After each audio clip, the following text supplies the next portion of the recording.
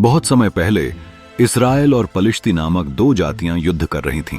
पलिश्तियों की सेना में एक बहुत ही विशाल और भयानक योद्धा था, गोलियत। वह इतना लंबा था कि लोग उसे देखकर डर जाते थे। उसके शरीर पर भारी कवच था और वह एक विशाल भाला लेकर इसराइल की सेना को रोज ललकारता था। अगर तुम में से कोई मुझे हराने की हिम्मत रखता है तो सामने आए, वह चुनौती देता था।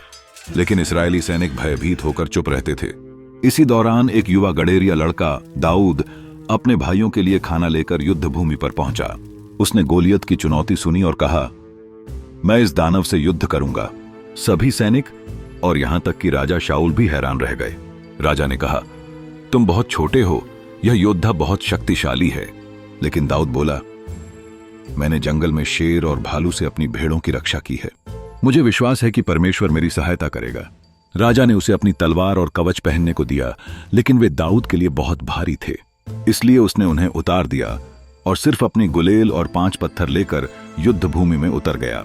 गोलियत ने जब दाऊद को देखा तो हंसते हुए बोला, क्या तुम मुझसे लड़ने आए बच्चे हो? मैं तुम्हें अभी कुचल दूंगा। लेकिन दाऊद निर्भीक था। उसने उत्तर दिया, तू तलवार और भाले के साथ आता है, पर मैं जीवित परमेश्वर के नाम से तुझसे युद्ध करता हूं। दाऊद ने अपनी गुलेल में एक पत्थर डाला और पूरी ताकत से घुमाकर चलाया। पत्थर सीधे गोलियत के माथे पर लगा और वह विशाल योद्धा जमीन पर गिर पड़ा। दाऊद ने दौड़कर उसकी तलवार उठाई और उसे पराजित कर दिया। यह देखकर पलिश्ती सेना डरकर भाग गई और इस्राएलियों ने विजय प्राप्त की। इस तरह एक साधारण गडेरिया लड़के ने अपने साहस, विश्वास और बुद्धिमानी से एक विशाल योद्धा को हरा दिया।